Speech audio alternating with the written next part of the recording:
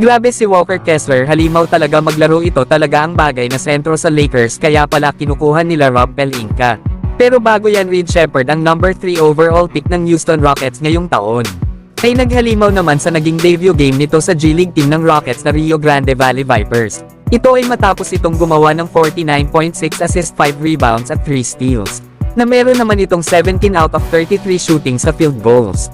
At 8 out of 19 naman sa 3-point made.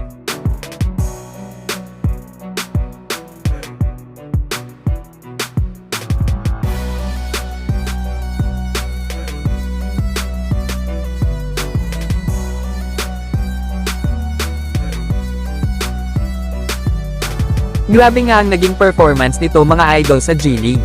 Pero dito sa Houston Rockets ay mababa ang kanyang average. Sa loob kasi ng 30 games ngayong season, ay nag-average lang ito ng 3 points, 1 rebounds at 1 assist per game.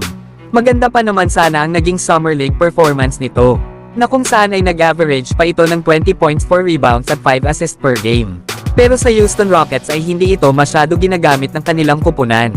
Na ang isa na nga sa dahilan dito kung bakit hindi maipakita ni Reed Sheppard ang kanyang tunay na kakayahan, ay dahil na rin sa limited ang kanyang playing time sa kanilang kupunan.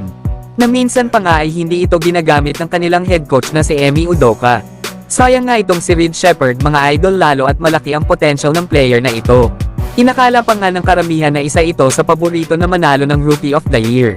Higit sa lahat ay inaasahan pa nga ng iba na magiging starter ito ng Houston Rockets at papalitan si Jalen Green. Pero hindi nga ganito ang nangyari mga idol. Dahil nag-stick ang Rockets sa kanilang point guard na si Fred VanVleet.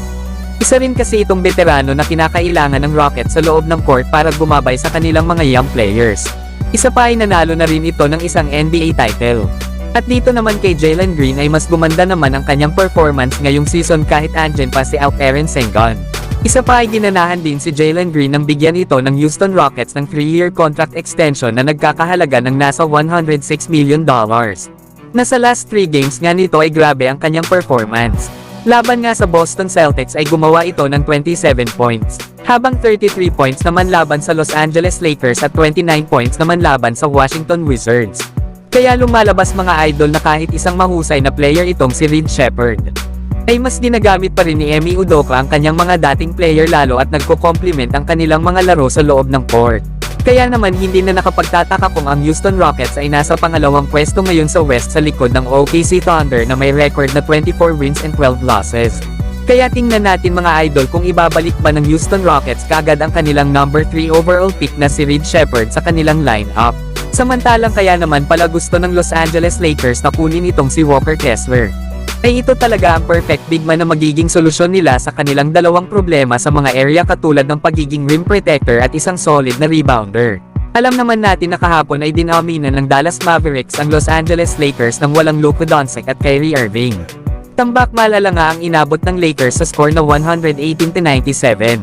Talo nga ang Lakers sa mga area pagdating sa rebounding at points in the paint. Kaya naman kapag nakuha nila ang sentro na si Walker Kessler ay panigurado na instant upgrade ito para sa kanilang kupunan.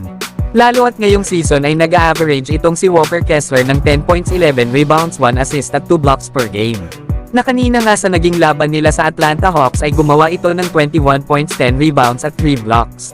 At ito nga ang mga highlights ni Walker Kessler na kinakailangan ng Lakers para sa kanilang kupunan. Sa play nga na ito mga idol ay susubukan ng player ng Atlanta Hawks blow by ang kanyang bantay para sa isang layup. Pero itong si Walker Kessler kahit nasa malayo ay grabe ang awareness niya sa depensa at inabutan niya pa nga ang layup ng kalaban. Kaso ay tinawagan nga lang ito ng goaltender. At least mga idol ay makikita mo talaga kay Walker Kessler ang pagiging isang elite na rim protector. Sa play naman na ito mga idol ay makikita talaga kay Walker Kessler na grabe yung kanyang depensa sa paint. Hindi talaga siya basta-basta sumusunod sa kalaban at mahusay rin itong bumasa sa mga ginagawang switch ng kalaban. Kaya nang sinubukan ng player ng Atlanta Hawks na tirahan ng isang running hook shot si Walker Kessler ay supalpol ang inabot nito. Dito naman mga idol sa play na ito ay makikita na bago palang tumira ang kakampi ni Walker Kessler ay ang ganda na ng ginawa nitong posisyon. Kaya naman nang sumable ang kanyang kakampi sa ginawa nitong 3-point shot, ay madali nang nakuha ni Walker Kessler ang offensive rebound at nagawa pang maputback ang bola. Kaya naman nakakuha ito ng end one play. Kaya isipin nyo na lang mga idol na magsasama ng magkasabay sila Anthony Davis at Walker Kessler na maglalaro sa loob ng court bilang mag-teammate sa Lakers. Ay panigurado na isa ang Lakers sa may pinakamalakas na frontcourt ngayong season. Pero kayong mga idol, ano ang masasabi nyo dito?